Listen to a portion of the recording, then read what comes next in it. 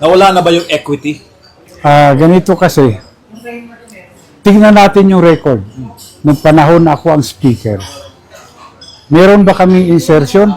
Kasi noon, ang layunin namin, kahit sa BICAM, protect the net. Protect the net. Yun lang palagi. Sabi ko, huwag na natin pag-usapan yung insertion. Simple lang, protect the net. Kung ano yung binigay ng presidente, protektahan nyo lang.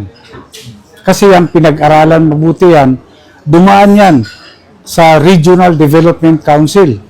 So, hindi na tayo lalayo doon. So, yung small committee. May small committee din po ba sa panahon ninyo?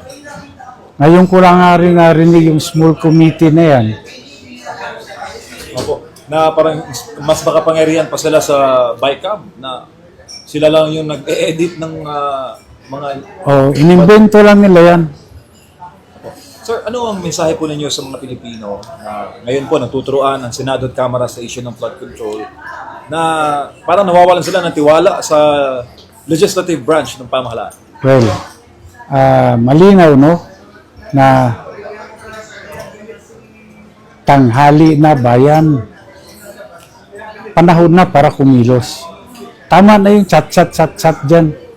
Kumilos na tayo.